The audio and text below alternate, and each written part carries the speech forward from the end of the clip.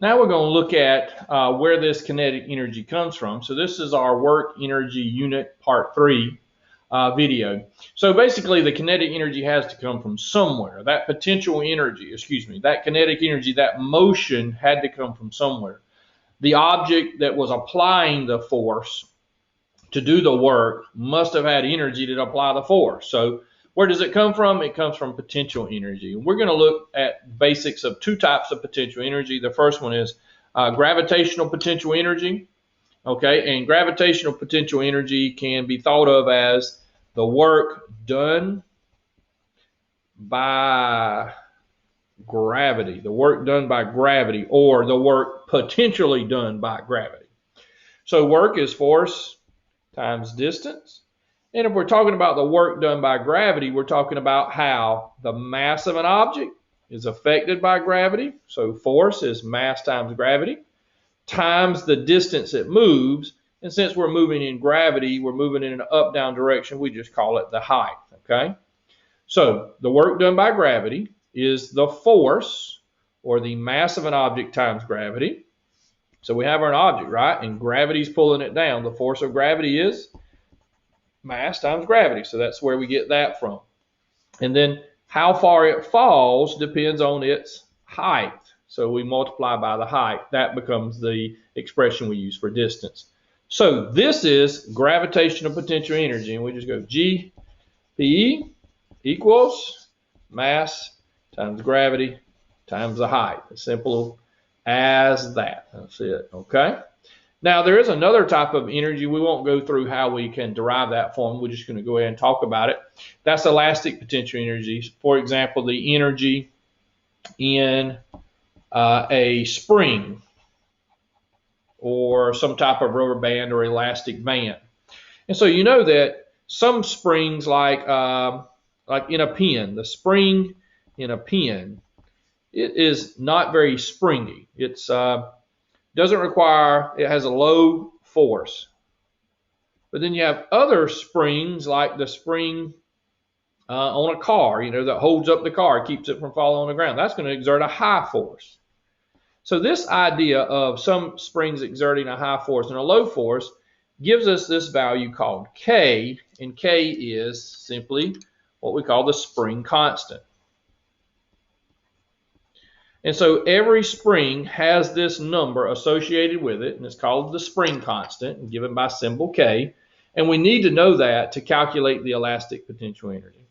So the elastic potential energy, or EPE, of a system is 1/2 the spring constant times the distance squared.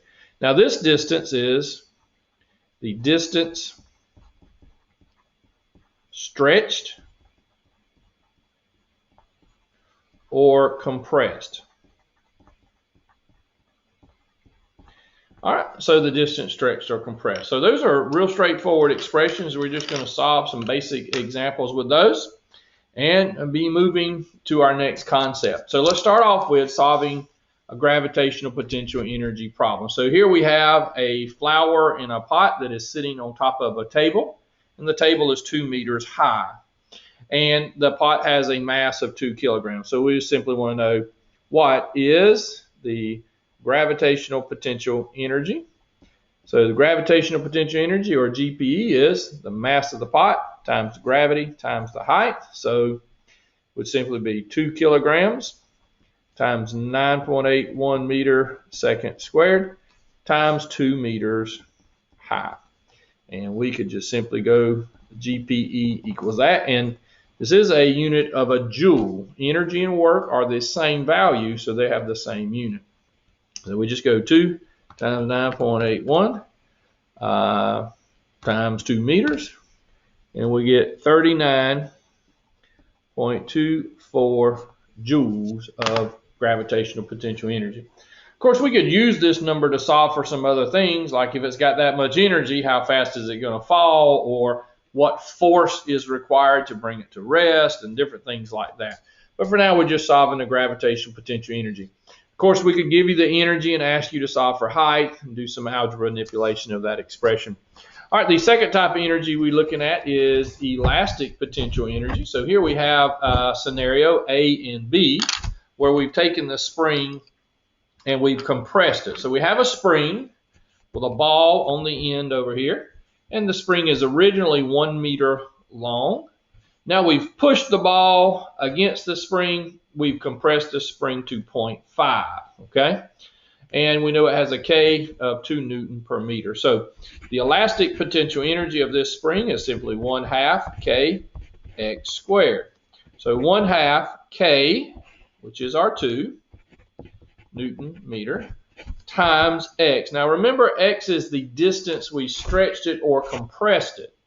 So it's the distance it's stretched or compressed. So it was 1 meter minus 0.5 meters, its new length, and that's the distance it has been compressed, which will be 0.5 meters. And don't forget to square that number per the formula. So 1/2 2 times 0.5 squared is our elastic potential energy for this system. So if we solve that quickly, we just go 1/2 times 2 is 1, and so we do 0.5 squared, and we get 0.25.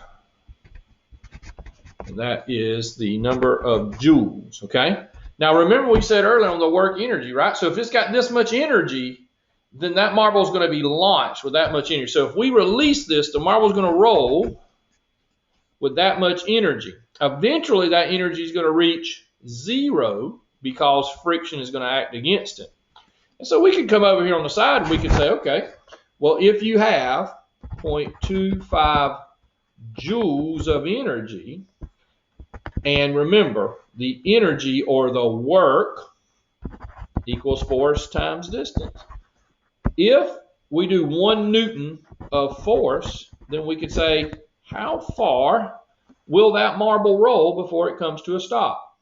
And so we just divide by 1, and we're saying the distance is 0.25 meters. So that's just an idea of a second problem we could work. For now, you need to be able to solve this manipulation of elastic potential energy 1/2 K x squared. Please be sure you're understanding that K is the spring constant. That'll be a given, or you're solving for that.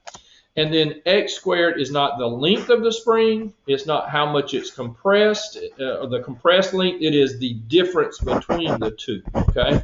So it's this distance here, the distance between the two. All right, so at this time, I want you to work on some gravitational potential energy and elastic potential energy problems, okay?